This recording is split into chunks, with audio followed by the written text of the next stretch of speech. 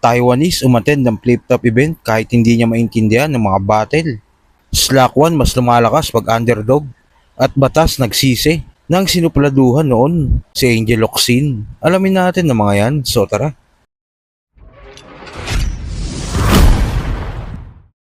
Ang flip-top na nga number 1 rap battle league sa buong mundo. Dahil sa pagmamahal nga ng Pilipino sa kulturang ito.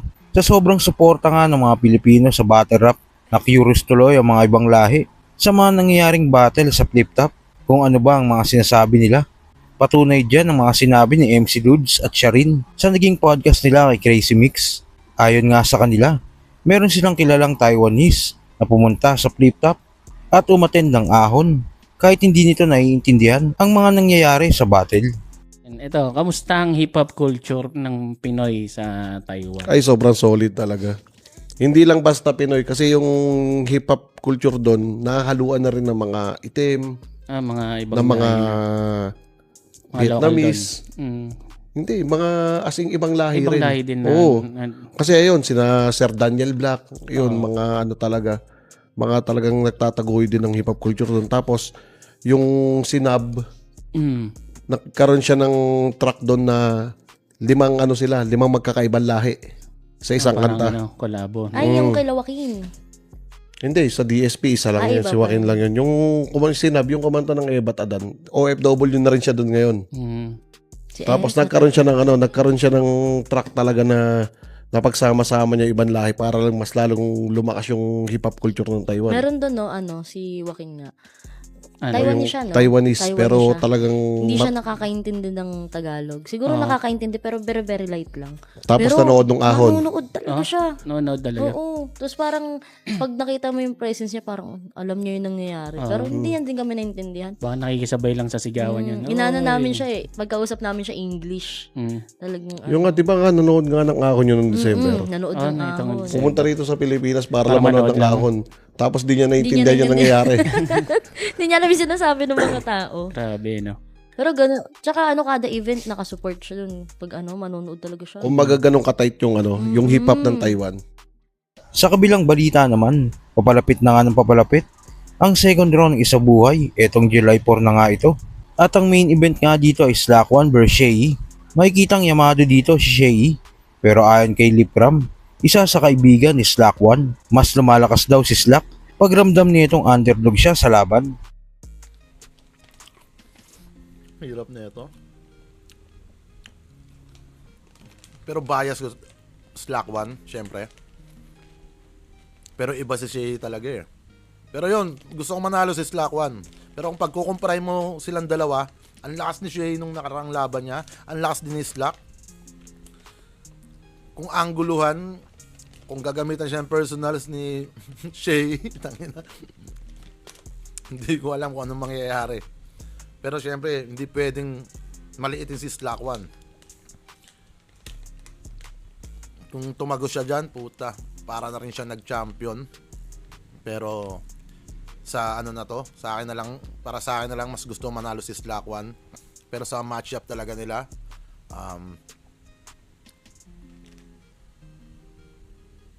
bahagya kay Shay. Pero ang gusto kong manalo si Slack1. Pero walang imposible kay Buddha. Kaya ni Slack yan. Magagawa niya ng paraan yan. Mas ginaganahan yan kapag pakiramdam niya sobrang underdog siya. Kung maalala nyo sa naging laban ni Slack1 kay Rapian, noong second round ng Isa Buhay 2024, yamadong maituturing noon si Rapian. Pero halimaw na Slack1 ang lumabas sa gabi na yun. Battle lang to, walang damayan. Yung nanay mong si Mercy! Hello po, Tita Mercy. Gusto ko lang ipaalam na rekta kay Rafael lahat ng sulat, round 1 to 3, no mercy. Dahil ito ang highway ng Isa Buhay. Pagbiret, ibibigay 100 upang umagwat ng milya-milya. At ngayong sinasalubong mo ko, di mo napansin kanina ka pa kumakain ng linya. At kung umagulo ka sa mga pinabayaan kong laban noon, ay isa lang yung malinaw na nagaksaya ka ng oras sa mahinang ako habang hindi mo napagandaan yung Slack1 na halimaw. Ngayong Isa Buhay first round, sobrang lakas ang pinakitang performance si Shay kay Bagsek all 3 rounds. Ang daming tumatak ng mga linya. Samantalang si Slack1 sa naging laban niya kay Krega, Ang tumatak lang para sa akin doon ay yung ahon mahirap angle. Si boss. Boss, makakwento ko lang ha. Nung kasagsagan ng PSP, may commercial yon sa umpisa ng video. Oo boss, commercial yon ng isang malaking partido. Nakita ko siya. Di ako pa pwede magkamali, nakadamit pa ng pamphlet top.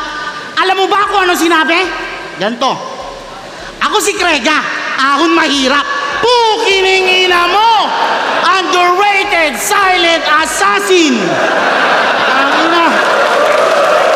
Unbelievable, unstoppable, the super duper MC! The man from Cagayan representing uprising PSP.